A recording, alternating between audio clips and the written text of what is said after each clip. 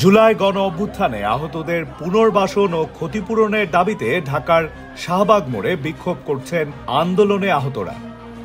দুপুর ২টার দিকে শাহবাগ মোড়ে বাংলা মোটর অভিমুখী লেন অবরোধ করলে ওই পথে যান চলাচল বন্ধ হয়ে যায়।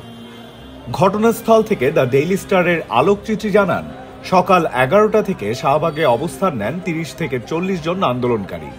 সরকারের পক্ষ থেকে তাদের সঙ্গে আলোচনায় বসার জন্য দুপুর ২টা পর্যন্ত সময় বেঁধে দেন তারা।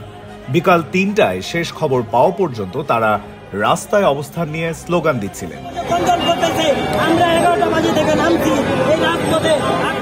তাদের দাবির মধ্যে আছে, যারা স্থায়ীভাবে কর্মক্ষমতা হারিয়েছেন তাদের মাসিক ২০,০০০ টাকা ভাতা, এককালীন ভাতা এবং পরিবারের দায়িত্বশীল ব্যক্তিকে সরকারি বা আধা সরকারি পর্যায়ে প্রশিক্ষণ ও কর্মসংস্থানের ব্যবস্থা করতে হবে।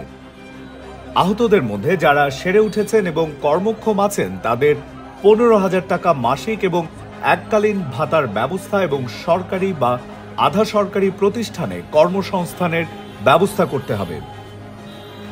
গণঅভ্যুত্থানে আহত ও শহীদ পরিবারের সদস্যদের নিরাপত্তা নিশ্চিত করতে বিশেষ সুরক্ষা আইন প্রণয়ন করতে হবে, যেখানে আহত ও শহীদ পরিবারের সদস্যদের বিরুদ্ধে কোনো হুমকি, হয়রানি বা হত্যা চেষ্টা হলে সর্বোচ্চ শাস্তির বিধান থাকতে হবে। এছাড়া আহত ও শহীদ পরিবারের সদস্যদের মানসিক কাউন্সেলিং, হয়রানি প্রতিরোধ এবং সমস্যার সমাধানের জন্য টোল ফ্রি হটলাইন চালুর দাবিও রয়েছে।